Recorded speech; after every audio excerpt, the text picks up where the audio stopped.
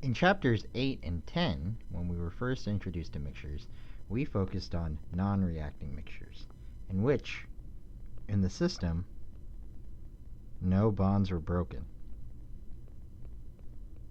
Right? We focused on non-idealities, but we didn't have to worry about actual reactions or the breaking and making of bonds. Now, in chapter 13, what we're going to do is we're going to get at least an introduction to systems where we have to deal with reactions.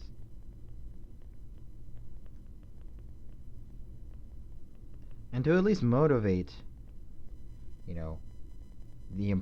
not going to have to do much motivation to get you to understand why understanding reactive systems is important, but I at least want to motivate why we should at least, at the beginning, take a thermodynamic view of reacting systems.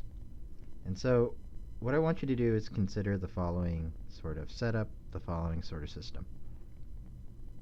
So let's say we have a reactor, and we'll call it omega. Right? And so in this reactor is occurring some sort of process with a reaction. Let's say it's an open system reactor where we're feeding into it methane, air, so there's going to be oxygen and nitrogen. And also, let's say that it's kind of humid, so in that air there's also some water. Right? And let's say we're combusting the methane so that out of the reactor, there's the unreacted stuff, the N2, water, O2, and some leftover methane. But we're also producing things like hydrogen, carbon monoxide, carbon dioxide, and all sorts of other products. And so, in this reactor as well, depending on if we have an exothermic or an endothermic reaction, we may be releasing some heat, and it may take or produce some work as well. And so let's say we were trying to design a reactor to do this reaction to produce a certain amount of product. And so if we wanted to design this reactor, we would have to go through our balances for this process. And so, if we consider the material balance, we write the typical material balance that we've been looking at this entire semester, where we have accumulation, input minus output. But now, the last two terms that we always kind of crossed out, the generation and consumption terms, now these are going to be non-zero. Now we actually need to consider them. Okay? If we take a look at the energy balance for the open system, for the omega system, we have our Q, we have our WS.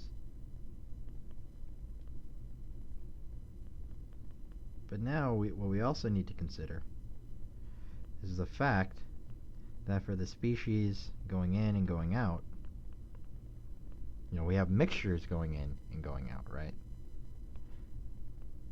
And so now our enthalpy term, we have to account for any particular, or possible non-idealities in these inlets and outlet streams. So that's why we're looking at the partial molar enthalpy here, rather than the enthalpy for the pure species. And in particular, when we're dealing with reactions, right, or when we're dealing with energy balances involving reactions,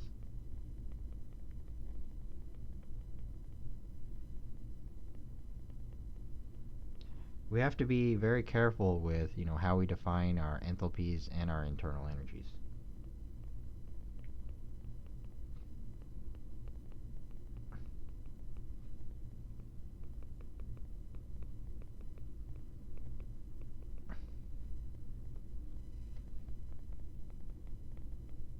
Okay? And some major areas of concern that I want to bring up now include the fact that the species going in to system omega are not the same as a species coming out of system omega.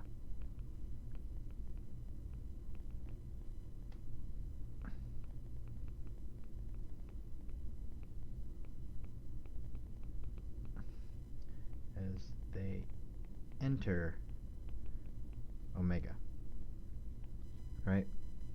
And all these atoms are going to be scrambled around to form new species, right? Like the methane, the CH4, it's going to react with the oxygen in order to form carbon monoxide, CO2, and water as well.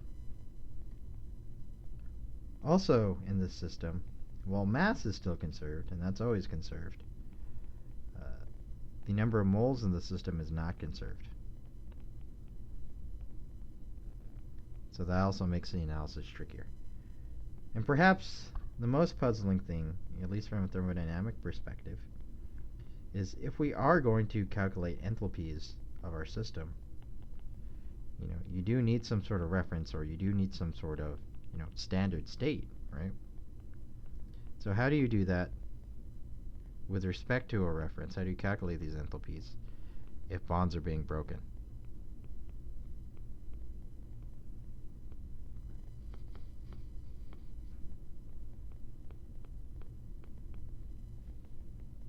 Okay. Right, so these are all, questions that puzzled engineers and scientists for a long time. But at least, through lots of effort, there have been strategies developed to address these issues, okay?